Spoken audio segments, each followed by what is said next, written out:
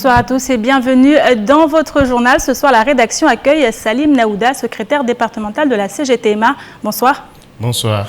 Alors en ce moment, ça bouillonne un peu dans le syndicalisme à Mayotte. On a vu, vous avez lancé une menace de grève dans une dizaine de jours si des choses ne sont pas faites concernant la décision prise concernant ces représentants de la COLAS. On verra cela tout à l'heure dans ce journal avec vous. Avec nous également Pierre Bellucci. Bonsoir Pierre. Bonsoir Amina. Alors une belle initiative a vu le jour ici à Mayotte, l'école de la rue initiée par une association. On verra tout à l'heure comment et pourquoi dans ce journal. Mais d'abord, voici les titres de ce mercredi 9 septembre. La grève à Orange a pris une nouvelle tournure ce matin. Les salariés grévistes n'occupent plus les abords de l'agence de Kaweni. Mais après 7 semaines, ils ont désormais l'intention de se faire entendre, quitte à investir route et rond-point.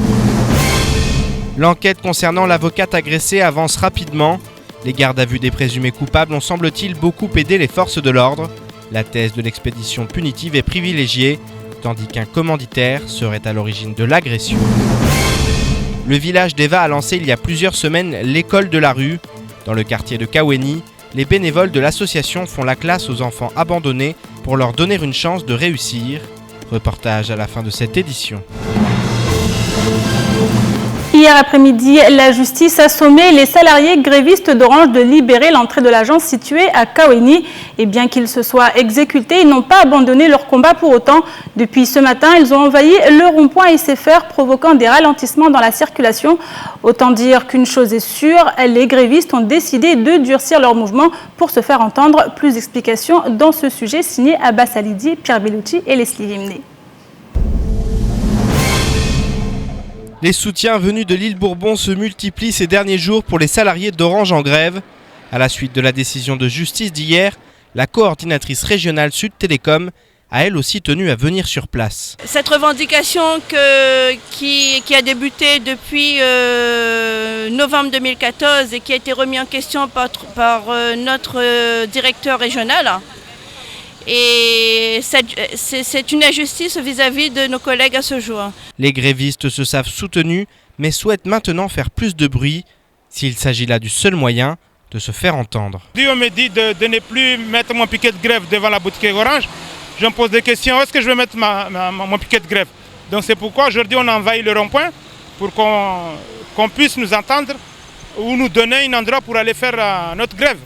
Donc moi j'appelle à tous les élus mahorais qui regarde cette situation, qui vient nous donner un coup de main sur cette situation, parce que ça a perduré. 6 semaines, c'est trop.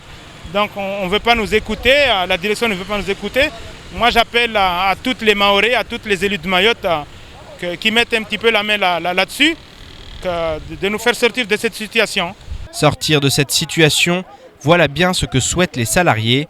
Si la direction a marqué un point, tout laisse à penser qu'elle espère également en finir avec ce conflit interminable, par quelque moyen que ce soit.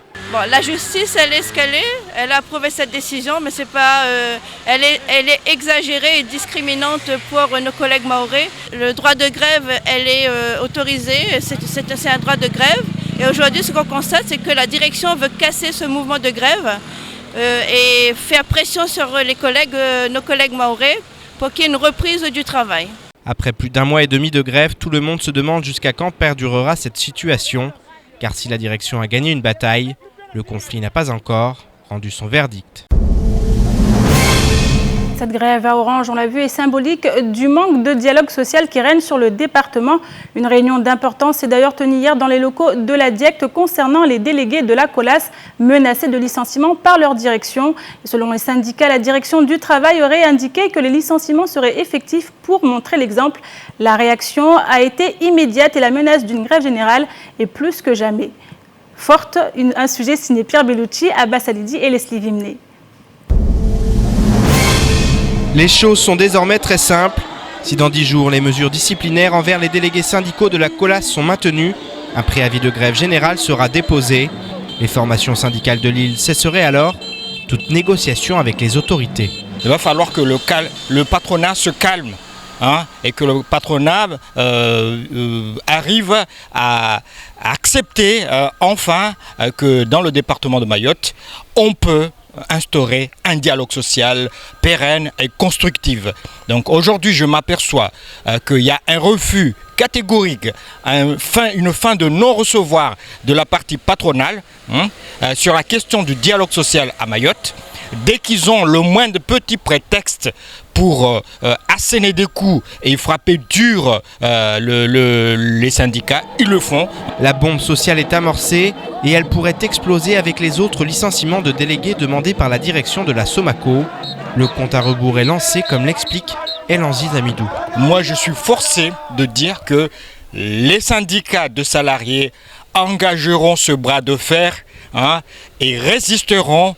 Et comme c'est une guerre, je pense qu'avec la résistance, la partie syndicale remportera cette guerre parce qu'il est inadmissible que dans un département aussi jeune que Mayotte, on ait de tels agissements de la part du patronat qui refuse et qui ne veut pas de dialogue social à Mayotte. Aujourd'hui, j'en appelle à la responsabilité sociale, j'en appelle à l'État et au gouvernement afin d'apaiser cette situation-là. Parce que sinon, si l'État, l'administration publique ne vient pas au milieu pour instaurer ou favoriser ce dialogue social, je pense que le pire est à envisager.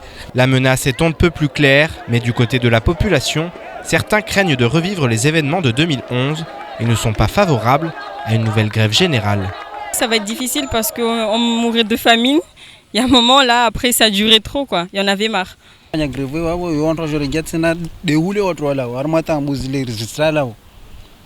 Normalement,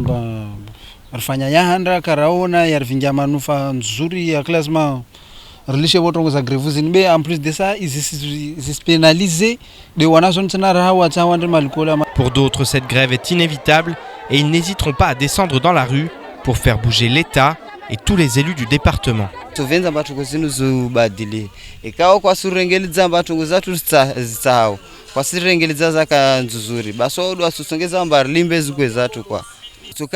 Grève générale.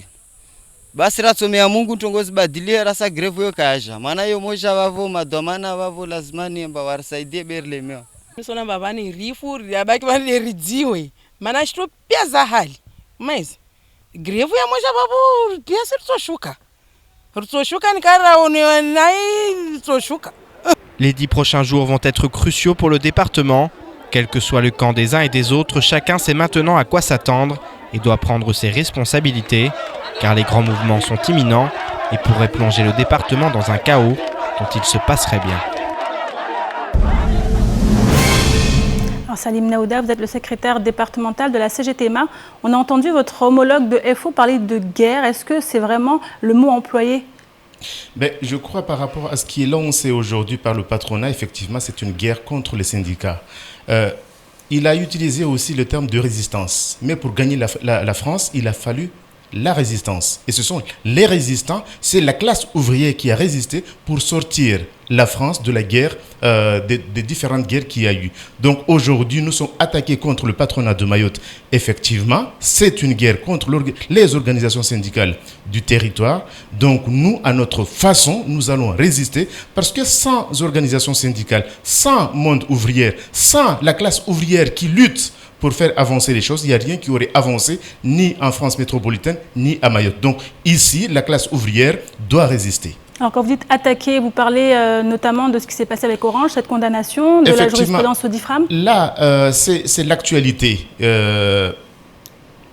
À l'heure actuelle, dans toutes les grèves qu'on a pu constater en permanence, un renvoi des représentants syndicaux devant les tribunaux et après la justice, c'est dans les entreprises qu'ils sont menacés par suspension de contrat, avec des mises à pied disciplinaires. Et puis, à la fin, il y a une démarche qui est engagée en permanence pour les licenciements des représentants du personnel. Donc, nous disons tous, toutes les organisations syndicales de Mayotte, aujourd'hui, en ont assez. Il y a FO qui était attaqué en 2014. Il y a la CGT et la CFDT qui est attaquée aujourd'hui. FO encore une fois de plus à la Somaco. Donc on dit que là, effectivement, c'est une guerre. Et nous, organisations syndicales, nous lançons un appel à l'ensemble des citoyens qui vivent sur ce territoire qu'il ne faut pas que ce soit uniquement le finance qui dicte les règles sur ce territoire. Il y a aussi ceux qui produisent cette richesse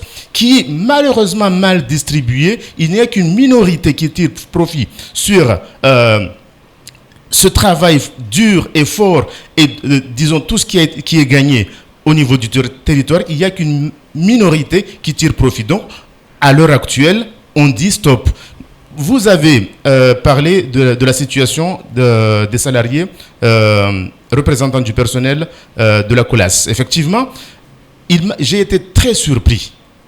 Quand on est dans des négociations ou dans des discussions concernant des licenciements pour faute, soi-disant grave, des salariés protégés, et que l'employeur se permet de dire que là, il faut taper fort sur ces représentants du personnel, même s'ils n'ont rien fait de mal, juste pour que ça serve de pédagogie. Quelle pédagogie nous appelons par là? Donc nous comprenons tout simplement que la démarche qui est engagée par le pouvoir financier soutenu par l'homme politique de Mayotte, parce que nous n'avons pas encore entendu l'homme politique de Mayotte se prononcer par rapport à la situation.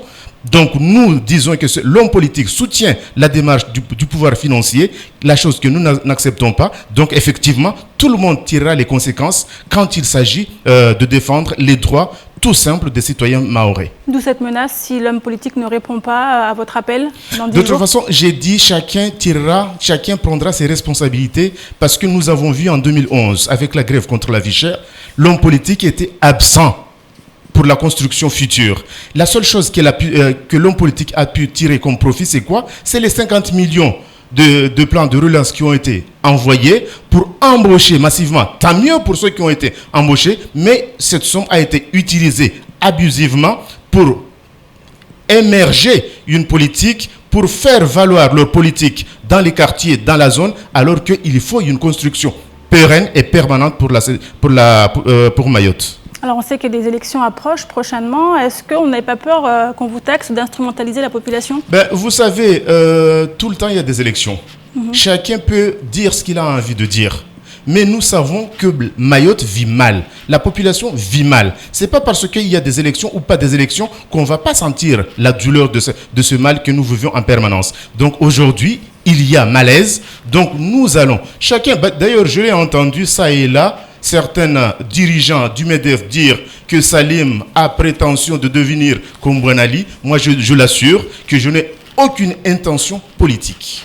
Alors, je suis bien dans mon monde syndical. On parle de Mayotte, on a vu aussi beaucoup de syndicats, des représentants syndicaux de la Réunion venir soutenir des mouvements locaux. Est-ce que ça veut dire qu'aujourd'hui, Mayotte commence à s'ouvrir à ses homologues de l'océan Indien et demander... Je crois que c'est tout à fait normal, parce que la majorité des entreprises qui sont à Mayotte, ce sont des filiales des entreprises dont le siège social se trouve à La Réunion ou en métropole. Donc, c'est le même patron que nous avons, que ce soit à Mayotte ou à La Réunion. Donc l'unité, c'est ce qu'on nous dit, l'unité fait la force. Donc Mayotte comme à La Réunion, nous sommes menacés, les salariés. Donc notre unité nous permettra de résister et faire valoir nos droits. Merci beaucoup Salim Naouda, secrétaire départemental de la CGTMA. Merci à vous. Alors, le syndicat majoritaire des enseignants est en grève depuis le 26 août afin de protester contre les rythmes scolaires. Hier, les enseignants en grève et les parents d'élèves ont rencontré l'association des maires pour aborder la problématique. Une sortie de conflit pourrait donc se profiler à l'horizon. On écoute Rivo au micro d'Abbas Alidi. On a été reçu par l'association des maires hier. On a compris que nous partageons les mêmes idées s'agissant de la non-application des rythmes scolaires dans les écoles en rotation, s'agissant d'une mise en œuvre adaptée des rythmes scolaires à Mayotte. Le président de l'association des maires nous a confirmé que la ministre Najat Vallaud-Belkacem est entièrement d'accord avec ses positions. Maintenant, on se pose des questions, on s'interroge pourquoi la vice-rectrice s'entête à ne pas suivre cette position qui est aussi partagée par la ministre de l'Éducation nationale. C'est ce que nous allons, la semaine prochaine, lors d'un conseil de l'Éducation nationale, nous allons redire cette position avec les maires et demander à ce que la vice-rectrice respecte les consignes ministérielles. Dans l'affaire de l'avocate agressée au Haut-Vallon, les hommes suspectés d'être ses agresseurs ont été arrêtés, mis en examen et placés en détention à Majicavo. Les langues semblent désormais s'être déliées lors des gardes à vue prolongées et l'affaire prend aujourd'hui une autre tournure. La thèse de l'expédition punitive est maintenant privilégiée et un commanditaire serait également à l'origine de l'agression. Quant à savoir de qui il s'agit, la vigilance reste de mise, présomption d'innocence oblige. Un sujet signé Pierre Bellucci et Leslie Vimné. L'affaire de l'avocate agressée n'a pas fini de faire du bruit.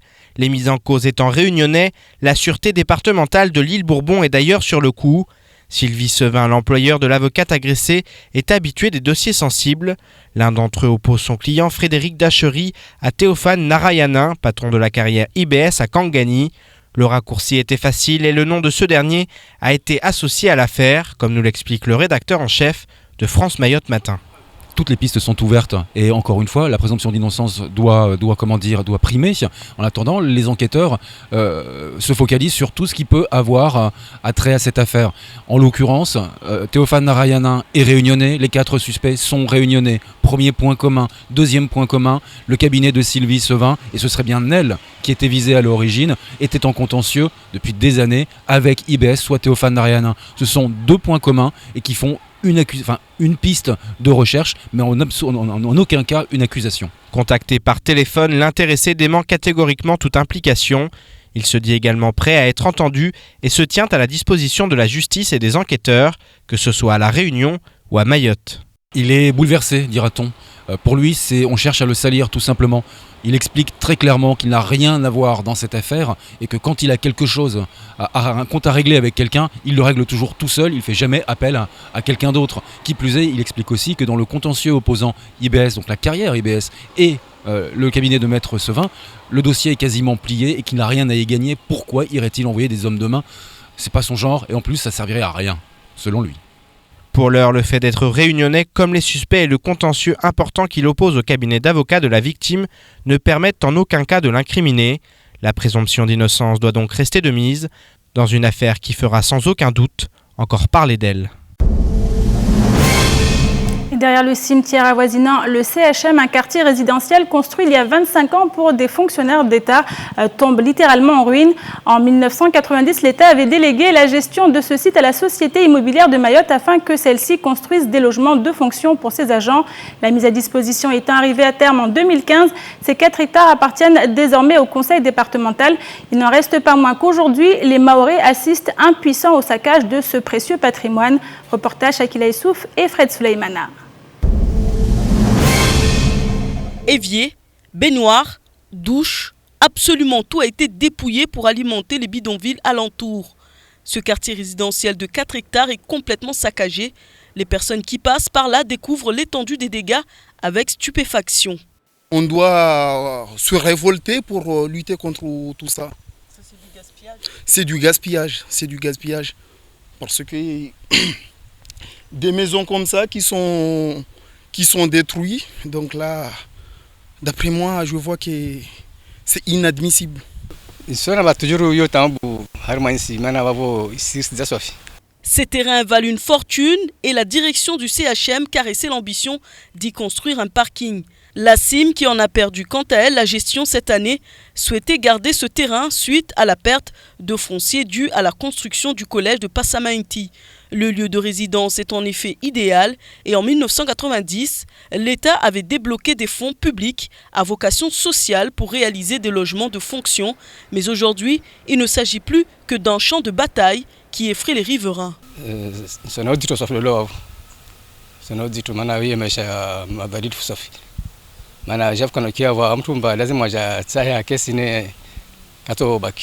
La CIM a pendant 25 ans joué son rôle de bâtisseur, de bailleur et de gestionnaire de ce patrimoine jusqu'à ce que le terme de mise à disposition s'arrête pour un retour à la collectivité en 2015. Collectivité qui entre-temps était devenue 101e département français et qui se retrouve aujourd'hui avec des taudis sur les bras.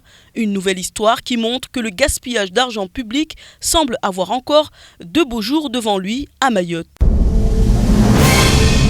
Demain, le sénateur Thani Mohamed Soilihi doit présenter son bilan après 4 ans de mandature. À travers une conférence de presse, l'élu souhaite rendre compte de son travail auprès de la population. Et si les prochaines élections sénatoriales n'auront lieu qu'en 2017, la bataille semble déjà lancée.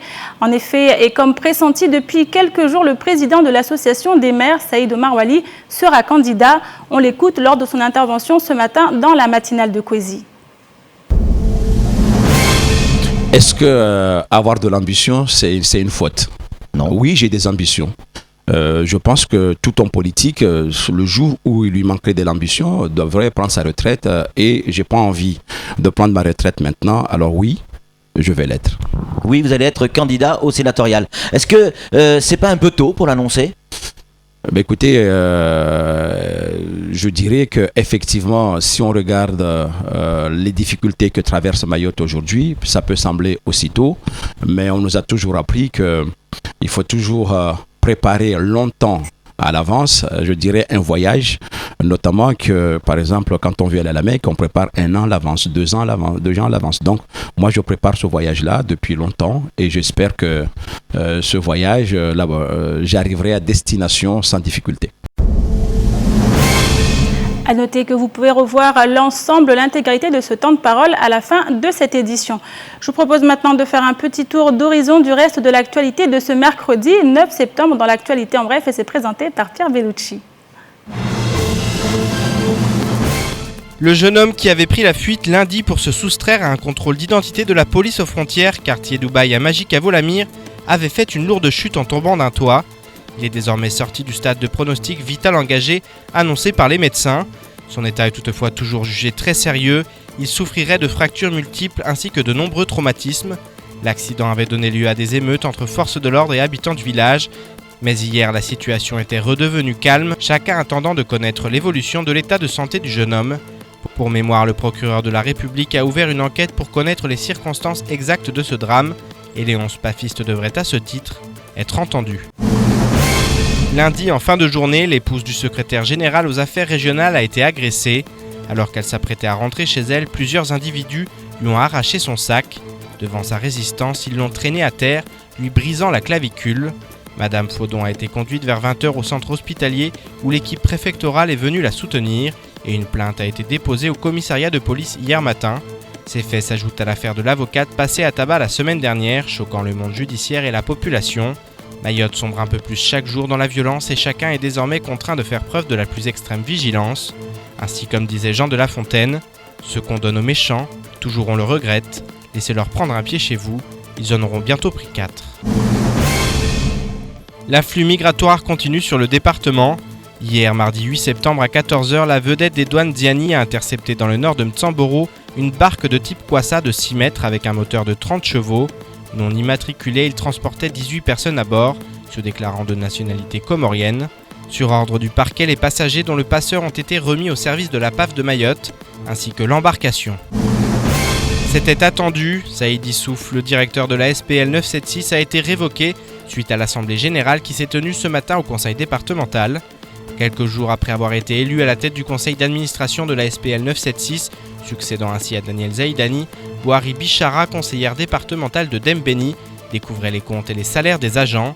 Elle déclenchait alors un article 40 auprès du procureur de la République afin de dénoncer des problèmes de gestion. Saïd Issouf a donc fait les frais de cette découverte et de ses comptes jugés catastrophiques par la nouvelle assemblée élue. Et nous venons de l'apprendre dans le cadre du marché des transports scolaires. Le monopole détenu par Matisse a été cassé, ce qu'a confirmé la Cour d'appel de Bordeaux. Et depuis 3 mois maintenant, l'association Village d'Eva a mis en place l'école de la rue afin de lutter contre l'oisiveté, souvent source de délinquance. Installée à Kawini, quartier Bandrajou, un projet dédié aux enfants non scolarisés et isolés a séduit. Celui-ci a séduit de nombreux jeunes parmi eux. L'association et ses bénévoles souhaitent maintenant pérenniser l'école de la rue en collaborant avec le vice-rectorat. Reportage Shakila Essouf et Leslie Vimné. En tableau, une craie et la classe peut commencer. Cette école particulière en plein cœur de Kawini est adaptée à la situation sociale de ces enfants déscolarisés et les premières classes de l'école de la rue semblent avoir conquis ces écoliers restés sur le carreau. Voici Bakdagoni, Karisparalikodir, déposé de ces autres. Déposé des dates de vice-doctorat en 2014, Karahirwa, Taupara, Leovani, Wabo, Wasi, Rija, Hunamba, Ristwadi, Mafuntash de Wanortwali Shovani, Ortwali Nzuzuri, Ambasku, Assemblamba, Tsoirwa, Suku, Abor, Silindale Skuyo, Wasirtwa Chaner Neskuyo, Tsoirwa. Les bénévoles sont plus que jamais impliqués et dévoués à la jeunesse mahoraise en errance, en manque d'encadrement et à défaut d'obtenir une place dans un établissement scolaire. Ces jeunes vont apprendre dehors dans cette cour poussiéreuse. Leur instructeur s'en accommode car le plus important reste de permettre aux enfants de rattraper le plus rapidement possible leur retard en français. On a principalement travaillé sur le français, sur les points où vous avez le plus de lacunes, donc sur la conjugaison. On fait des trucs très basiques sur se présenter à l'oral et à l'écrit. Nous avons fait aussi un petit peu de mathématiques, mais nous nous sommes rendus compte que la plupart d'entre eux ont déjà été scolarisés à Anjouan et leur niveau en mathématiques est relativement bon. L'école de la rue a commencé pendant les vacances, mobilise une soixantaine de jeunes avides de connaissances et assidus. Bon nombre d'entre eux ont déjà fait des progrès, ce qui encourage l'association Village d'Eva à continuer l'école de la rue et à encourager de nombreux autres partenaires afin de pérenniser le projet. L'école de la rue, c'est un dispositif qu'on a mis en place depuis maintenant presque 3 mois. C'est un dispositif qui a permis donc pendant ces 3 mois de proposer aux enfants qui ont été déscolarisés ou aux enfants qui sont en décrochage scolaire un rattrapage en français et en mathématiques. On se rend compte que l'apprentissage du français à Mayotte est catastrophique, même pour les élèves qui sont scolarisés. Et donc, on a jugé bon pour ces enfants, pendant les vacances scolaires, au lieu qu'ils soient dans la rue aérés, être oisifs, etc., de leur proposer des cours de rattrapage et de soutien scolaire. Selon nos informations, plus de 5000 enfants sont inscrits sur les listes d'attente du vice-rectorat. L'école de la rue, c'est tous les jours de la semaine à partir de 13h jusqu'à 17h. L'association Village d'Eva continue de s'engager pour lutter contre la délinquance et offrir aux enfants des rues une chance de s'en sortir. Car si à Mayotte, beaucoup de problèmes doivent être dénoncés, il ne faut pas non plus oublier de parler de ceux qui s'engagent quotidiennement pour faire avancer notre île. Alors Pierre, on le voit dans ce sujet, l'école se fait dans la rue et non dans les établissements scolaires pour le cas qui concerne ces jeunes.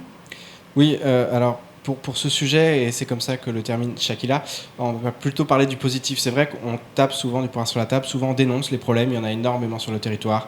L'école en est un. Actuellement, il y a beaucoup d'élèves, entre 3 et 5 000. La mairie de Mamoudzou annonce le chiffre de 5 000 élèves qui ne pourraient pas être scolarisés ou qui ne le sont toujours pas. Le vice-rectorat croule sous les demandes, il manque de salles de classe. Voilà, les problèmes sont très nombreux sur le territoire, mais il est aussi important de parler de ce qui va et des choses positives. Dénoncer, c'est quelque chose d'important, on se doit de le faire, nous, en tant que journalistes, mais il faut aussi parler du positif. Il y a des gens qui agissent à Mayotte, il y a des gens qui se battent. Voilà, le Village d'Eva en fait partie, ils sont là, ils sont avec les jeunes, effectivement, dans la poussière, dans une petite cour, mais ils le font bénévolement en plus. Voilà, je pense qu'il est aussi très bien de mettre en avant ça. Aussi, il faut se dire que Mayotte avancera dans le positif, pas toujours dans le négatif. On n'avance pas forcément dans le négatif. Dans le positif, on avance mieux. Et voilà, je tenais aussi à dire là-dessus que voilà, c'est positif. Effectivement, ça montre qu'il y a un vrai problème au sein du vice-rectorat et il y a un vrai problème dans l'éducation. Mais bon, le fait est qu'aujourd'hui, il y a des associations comme le Village d'Eva qui sont là et qui agissent sur le terrain. Alors on l'a vu, ça fait 3 mois que le dispositif existe. Apparemment, les jeunes sont assidus.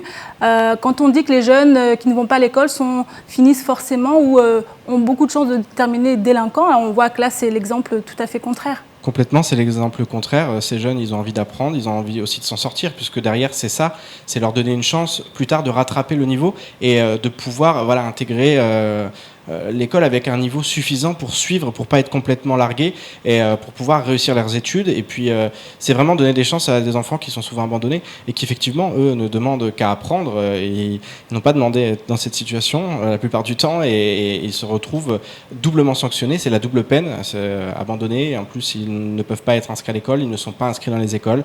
Et là le village d'Eva agit et c'est vraiment bien de parler de ça. Il faut vraiment aussi, je le répète, mais à Mayotte, parler du positif, parce qu'il y a des choses positives et on ne peut pas toujours avancer dans le négatif, même si on se doit de pointer ce qui ne va pas. Alors on voit que c'est une belle piste. Est-ce qu'aujourd'hui on peut envisager de voir les autorités collaborer pour que ce genre d'initiative pilule un peu dans l'île? Oui, de toute façon, c'est l'objectif, c'est ce que veut le village d'Eva. Le village d'Eva souhaite vraiment travailler avec le vice-rectorat.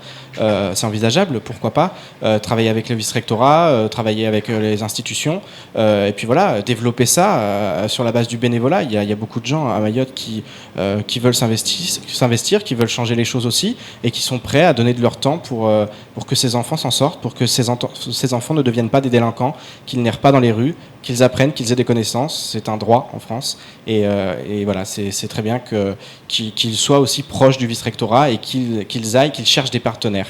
Comme quoi des solutions existent bien sur le département. Et c'est la fin de cette édition. Merci à vous de l'avoir suivi. Dans quelques instants, vous serez en compagnie d'Ornella Perrine pour la météo. Juste après, retrouvez l'invité du temps de parole, Saïd Omar Wali, le maire de la commune de Daoudi-l'Abattoir. Il était ce matin au micro de Patrick Millon qui vous accueillera dès demain à 6h30 en radio et en télé dans la matinale de Kwezi. Bonne soirée à vous sur KTV.